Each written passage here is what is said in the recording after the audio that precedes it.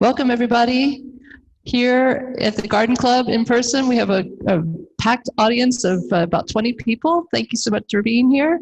And those of you who are joining us on Zoom, we're happy to have you all here today. We're here for Fun with Flowers. We're going to make wreaths today. We're very excited. I wanted to give you a little background. Fun with Flowers is an educational outreach program that is open to the public. Founded by the Garden Club of Jacksonville more than 30 years ago, Fun with Flowers has served as a model for similar programs offered throughout the United States. Attendees learn the latest professional design techniques, then create breathtaking floral creations during the hands-on portion of the program. We're so happy to have you all here today. And I wanted to introduce myself. My name is Denise Reagan. I'm the Executive Director of the Garden Club of Jacksonville, and I'm here with Damian Lamar Robinson, who is our Operations Manager and is handling all the technical elements of today's program. So we're very happy to have him here today to make this happen for everybody at home, as well as the comfort of everybody here in person. We'd like to thank the JESSIE PONT Fund for their generous support that has made programs like this possible, including ones that we are doing what we're calling hybrid programs that are simultaneously in person and on Zoom. I'd like to thank Karen Bearcat, the chair of the Fun with Flowers program. This is our second Fun with Flowers program of the year, and we have a couple of more really exciting ones coming up next year, so look for those on the website soon. These are very popular programs, and we're thrilled that Karen continues to work with us on these. I wanted to point out that the pecans have come. So if you ordered pecans, they are here. You may have already picked them up and baked something with them over the holiday weekend. But we do have some extras here for sale. So if you'd like to pick up some pecans while you're here, please do. And those of you out there in Zoom land, you're welcome to come in and do that as well. Those of you who are here in person, we have a fantastic raffle. There's going to be a couple of wreaths that we will raffle off. So be sure to buy your raffle tickets, and you can walk away with not only what you're going to make yourself today, but another wreath. While I have this captive audience, I just wanted to talk with you about our matching campaign. When you join, renew, or donate now, the JESSIE PONT Fund will match up to $500 per transaction. We're trying to raise $25,000 through the end of the year. This matching grant is doubling your support. And those of you who participated in our Giving Tuesday program yesterday, we did really well. We had 183 individual donors that took part, which is really exciting. We did not quite make it to our 200-person thing, but we did get a consolation prize. $10,000. So that's pretty exciting, and it was because of all the people like you here and out there in Zoom who made that possible. So thank you very much. If you haven't given yet, if you want to get a Friends membership for someone you know, please go to gardenclubjacks.org/grow.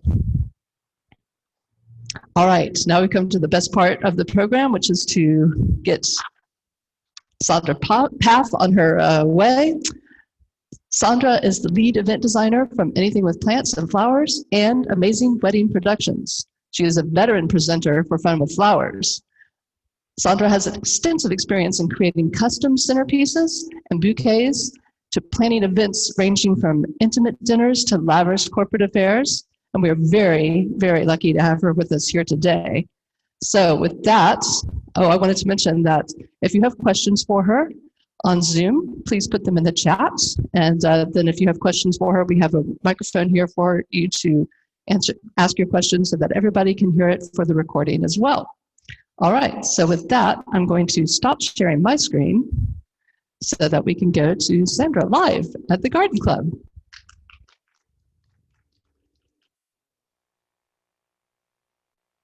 Good. All right. Thanks for coming out today. I'm excited. Christmas is like my favorite time of year. So doing all of the decorating right now is so fun for me. And thank you for letting me come out and do the wreath class this year. I think it's going to be really fun.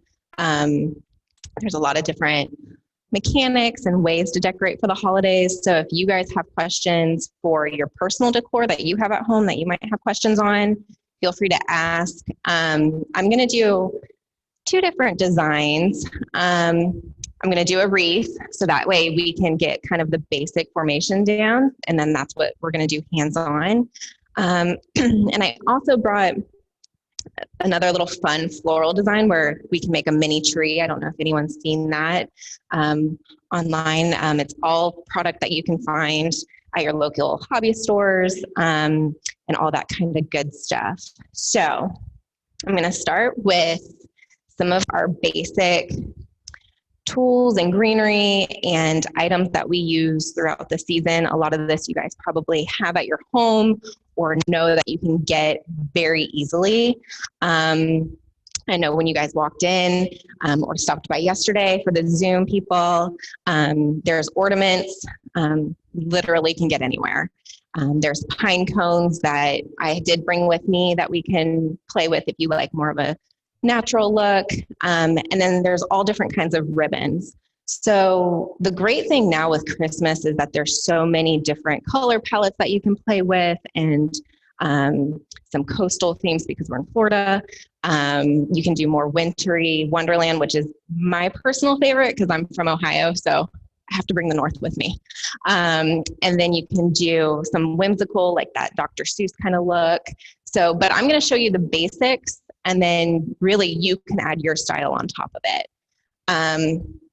I'll start with the wreath form because this is going to be the bread and butter for what we're doing today. So wreath forms you can literally get anywhere. They come in all different sizes. I like the smaller ones because you can make them a little bit more dense and full. With the wreath form, when you go to hang it up, a lot of people don't think about how they hang it. That's where I start, because when you go to put the wreath hanger, it smushes whatever decor's right here.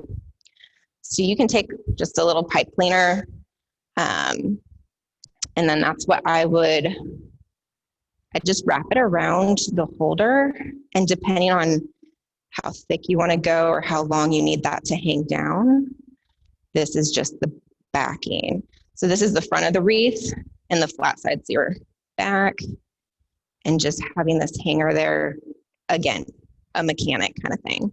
When your mechanics are strong, your designs are strong, and they last through the season. When the door's opening and closing, I have done wreaths where they're not fully done tight enough that ornaments start falling, and that's just a pain. You don't want to deal with that.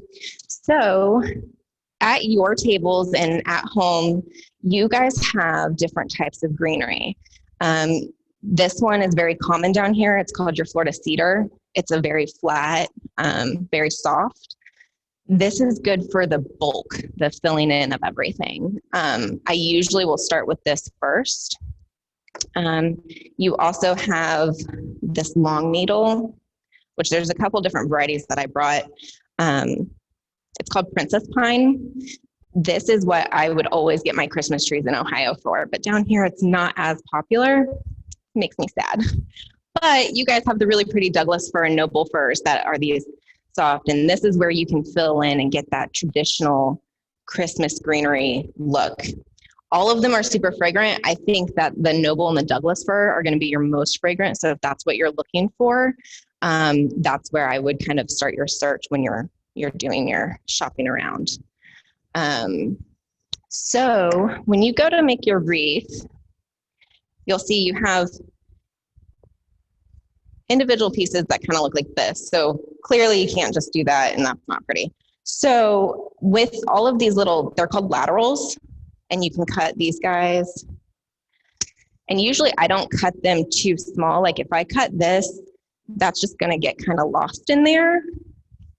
So if you cut like a bigger piece, you can see how that gives you more volume and that gives you more coverage that way. Can everyone see me okay on the sides? Okay. So yeah, and then what I typically do is prep everything first so that it goes smoothly. So you want to cut your different laterals. Like I said, this Florida fern is what gives you a lot of really great coverage. Christmas greens are messy. You will have sap on your hands. There's some really great ways to get that off your hands. One that a lot of people don't know about is WD-40 or any kind of oil-based solvent. Just spray it on your hands, kind of rub it around like this, and then just wash your hands with normal soap, and a lot of it will come off. All right, so we're just gonna give us a good little mix of all the Christmas greens. I did this actually I do this every year. I have to have a live tree in my house. It's just one of those things that I've had since I was a kid. There's actually a really great family-owned farm up in Hilliard, which is called a Christmas tree farm. And you can go and you can actually cut down your own Christmas trees. So that's what we did this year. And my husband was really excited to be, a woodsman and go out there with the saw and chop it down. But when we get it home, I usually will trim the bottom of my tree and take whatever particles and stuff that are at the base and then make my own wreath every year. So I just keep a plain basic wreath form at my house. All right, this is the holy grail of Christmas decor. Looks like nothing much, but I promise you it's gold. This is called paddle wire. This one is 24 gauge. I find that the 24 gauge is pretty sturdy, but it's not too thin where it doesn't just completely crumble. And it's not too thick that it's hard to work with. At each one of your stations and at home, you're gonna have a little cardboard that has pre-spundle paddle wire on there. I usually will undo about an arm length and give it a cut. You could keep it on the paddle wire because you're gonna go kind of around. I find I get tangled that way. So when I start my wreath, I have my section of paddle wire here, and I will just start wrapping it to where it's secure at one of these cross points on the wreath form, usually right there, and just wrap it around a couple of times so it's nice and secure. And then you just start layering. Usually I will layer 2 different types of greenery at a time, and you can go in between.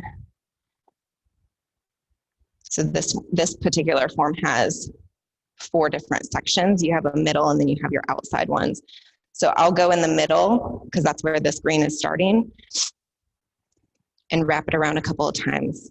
Again, the biggest thing is to make sure it's nice and tight because you don't want it to be flimsy. You want to be able to kind of hold it up like this, give it a shake, and it's not going to go anywhere. As you go through, you just keep picking a little bit more of your different types of greens and keep wrapping it around. And when you go through the top, I kind of wiggle through the greenery so that you're not going like this and squishing it. You kind of go through it. And then that allows to have a little bit more movement and it looks a little bit more full. Now, all your Christmas greens, you're gonna want to have lay the same way so that it looks like a continuous circle. You can also, I've had magnolia trees in my yard before where I've gone out and cut magnolia leaves and used magnolia in the wreaths. Literally any kind of greenery you can put on here. Christmas greens, magnolia, eucalyptus are all going to be greenery that will last through the season and not dry out. And then this is what it is. It just is layering, and it's picking which kind of greenery you like. Everyone has the same mixture, but let's say you don't like the long needle. You don't have to use it. You can barter or trade with your neighbor. It's just to give you different textures and different fullness in there. Now, when you get to the spot where you're gonna run out of your paddle wire, you just have to get another section.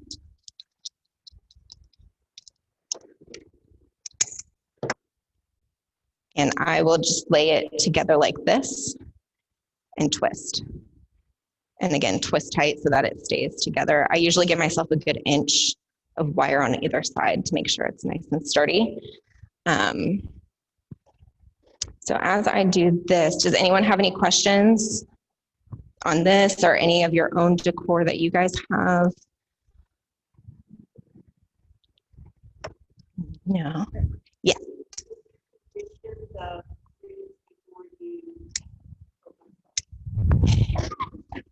It's all tech now.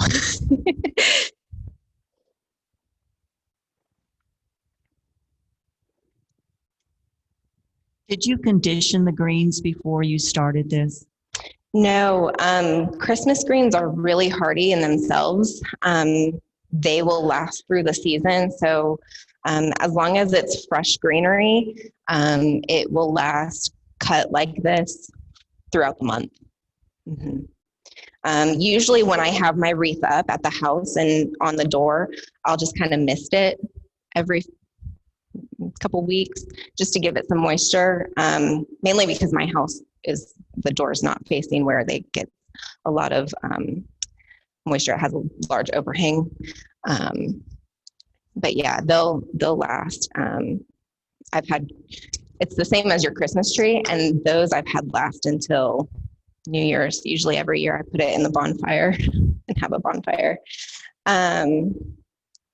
The magnolia greens are one that will start to dry out a little bit more, same with eucalyptus, but I think that it looks just as good dried as it does fresh. Any other questions?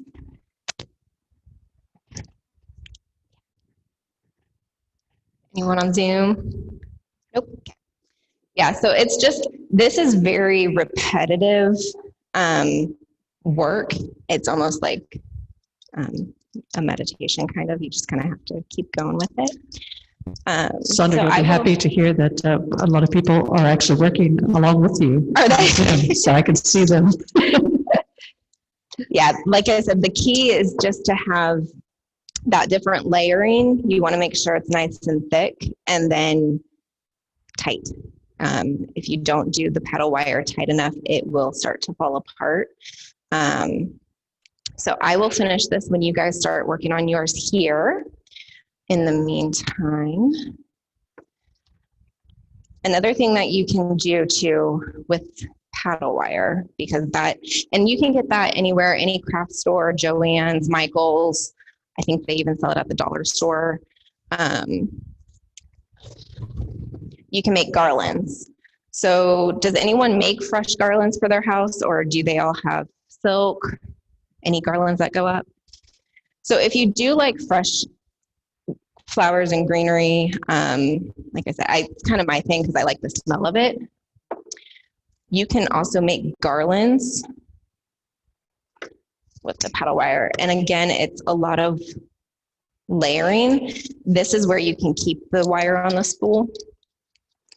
And I just start with like your first basic chunk, like the end of your garland, and take the front of it and wrap it around just multiple times. And then on the back, just give it a twist like a thread tie. Flip it back over and start the layering again. And this is where you can take the paddle wire and just keep wrapping.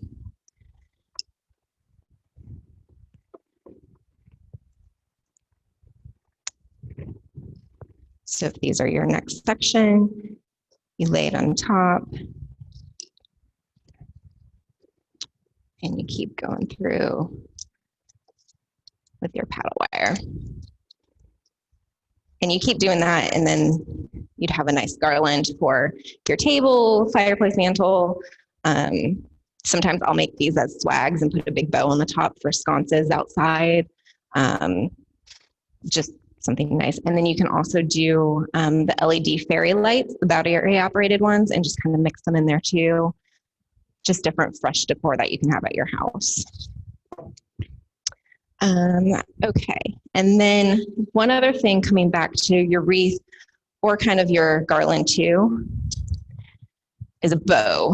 Has anyone ever watched YouTube tutorials on how to make a bow? No? Okay, there's literally hundreds of different ways that you can make one. Martha Stewart has a couple on YouTube. Even if you just Google how to make a bow, it'll bring ones up. I'm going to show you my preferred method that I feel is pretty easy.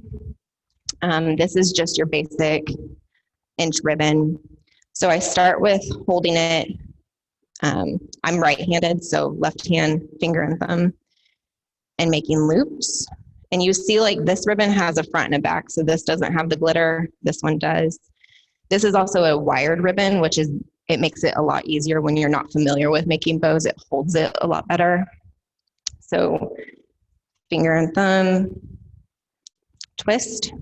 So that twist makes the front come back to the front, and then loop it back around to itself like that. Give it another twist. So you're constantly having the top of the ribbon facing forward.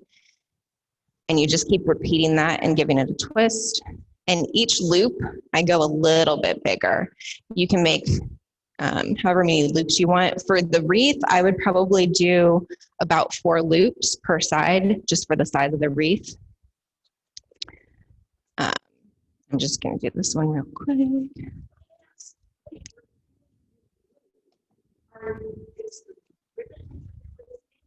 Yes. So okay. I'm not very good at doing ribbons, so this is always fascinating. Yeah. It's a very hand-eye coordination, so it takes practice. So you can kind of see, I leave that space to get the loop, and I kind of measure it out first before twisting. So measure, twist. That twist goes back in with this finger, and I'm making sure the front of the ribbon is facing up with the rest of the loops. So you go out, measure. This is hanging straight, so this is the back side of the ribbon, and twisting down. Put it back in with the grouping, and then this side's facing forward. So this is one of many, many, many ways that you can make ribbons. This to me, I found is just the easiest. And then when I go to finish off a bow, like this, I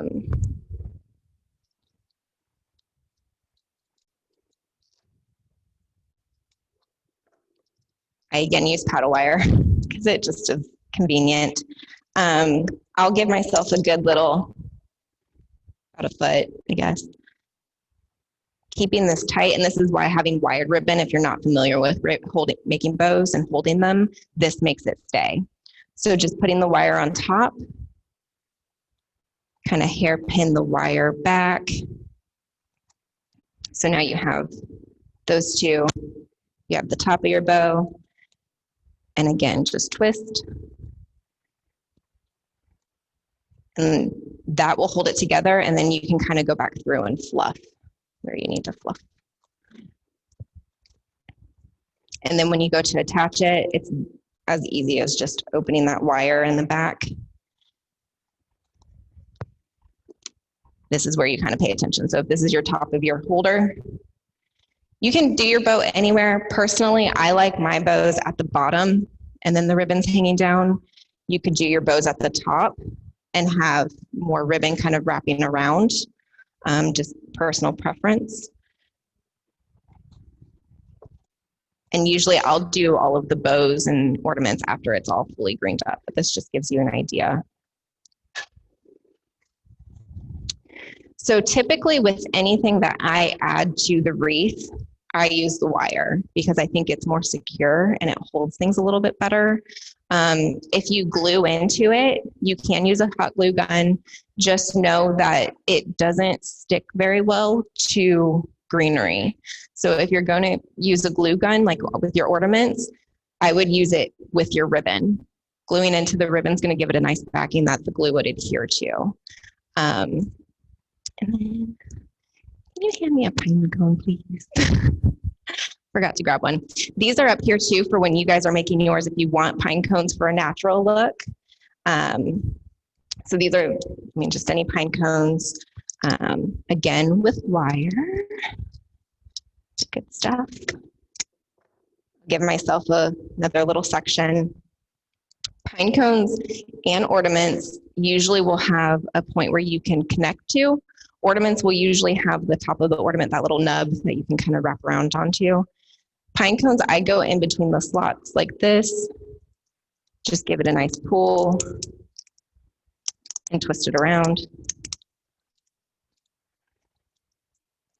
And then same thing, you can just wire that on. And then when I'm wiring, I'm just taking it around the back and doing a twist. Sometimes I'll wrap it back around the front just to give it a more secure connection.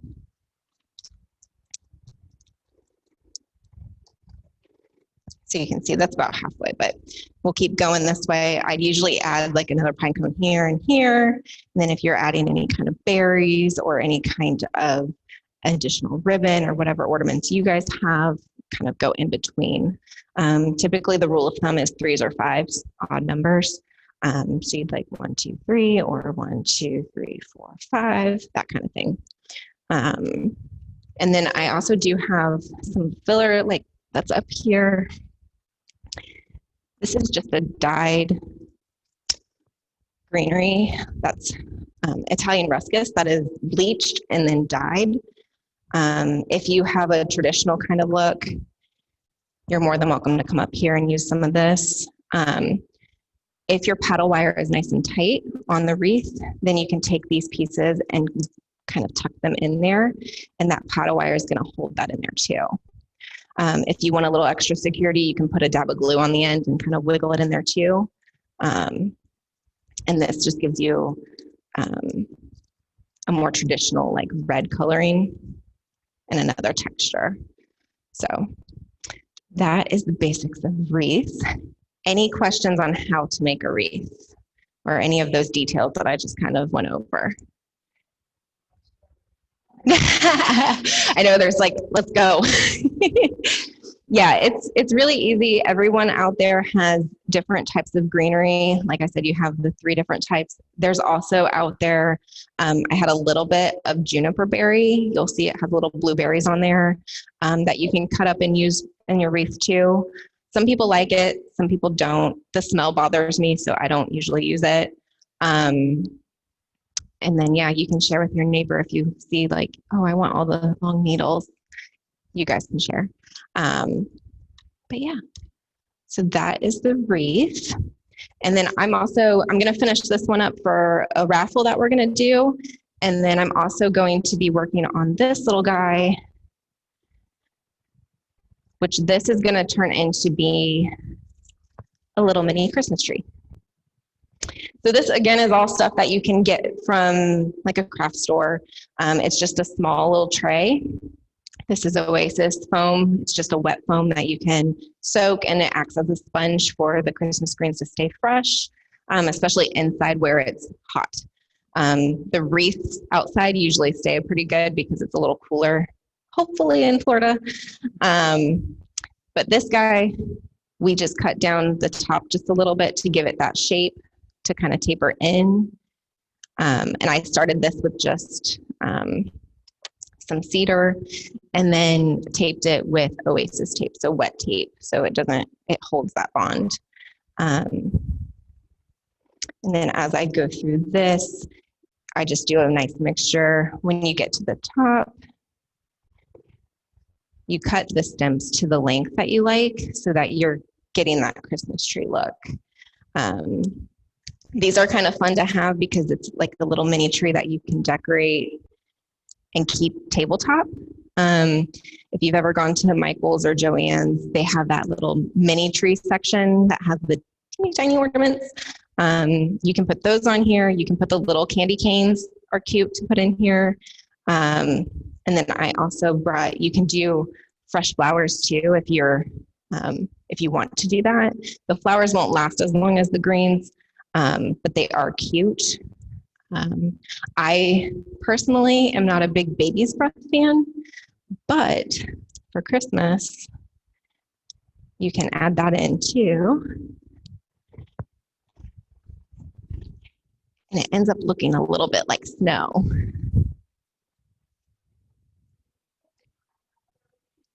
What's that?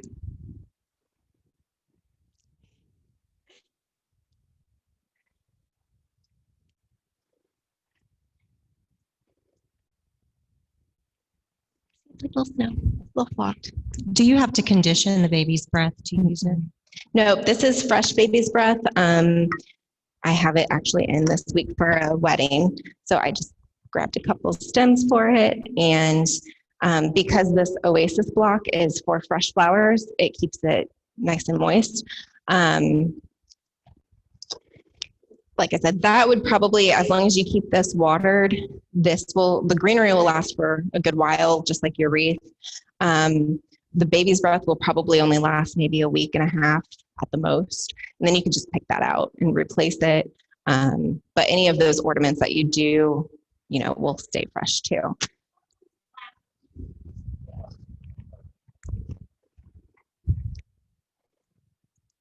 What flowers would you suggest? In this guy, I would do baby's breath if you want that kind of snow look. There's little berries called hypericum berries that would be really cute in there. Yeah. I've done the little mini roses, the spray roses in there. You can kind of play around with that. But same thing, you can do the mix of the greens, and that gives you a lot of your texture. And then usually when I'm done with this too, I'll take another little bow like that and put it on top and let the ribbons hang too. So just another little decor tabletop side. Okay, so I'm gonna keep working on these two to get these ready for raffle. You guys just wanna go design, huh? Yeah, okay. Any other questions before we start? No? Okay. If you guys have questions out there, I'll be walking around too. And then if you have any greenery that you want to swap out or need a little extra of, just let me know. I do have some extra back here. Help yourself if you want some pine cones, if you want to mix those in with your ornaments. And then I do have 2 different types of ribbon up here that we can cut for you if you want. I brought kind of a neutral champagne gold. But other than that, I know there's ornaments back there. And I think I saw some of you already grabbed some. So I also have some snips that we can use if you didn't bring your own. So I'll be walking around. Okay. Let's give her a big hand. And before you leave your seats, we're going to finish out the program recording real quick so that we can let the folks at home go. So I'm going to share my screen real quick to just do that.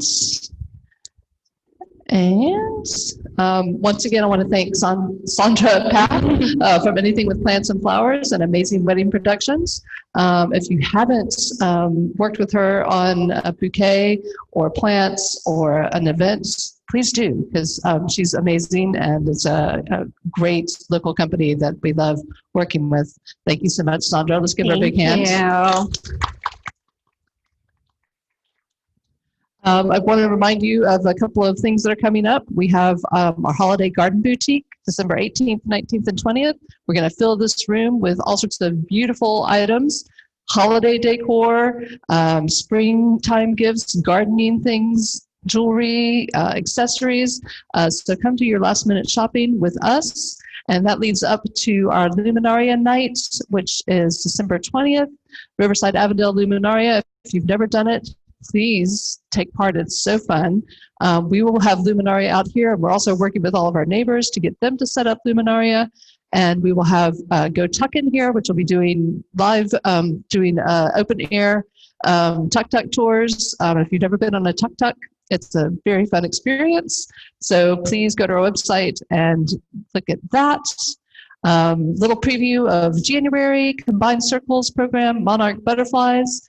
And the woman's name, I think it's Jean Powell, if I'm correct, has a lot of experience raising and tagging and working with butterflies. She's a wealth of information, and we're going to learn a lot from her on January 12th. If you take our survey, which those of you at home will get immediately, and you'll be getting this in your inboxes after today's program, please take the survey. The survey helps us greatly to know what you think of not only this program, but what kinds of programs we should be doing in the future. Once again, I would like to thank the Jessie Ball DuPont Fund for the support for these programs. And I want to thank all of you for being here. Thank Sandra once again. Thank Damien, my co-host, and we could do these things without you, but it would not be nearly much as fun. We would just be talking to ourselves. So go out there and make some great wreaths, and I can't wait to see all the finished products. Those at home, please send us a photo. Show us what you did. All right? Thanks, everybody. Goodbye.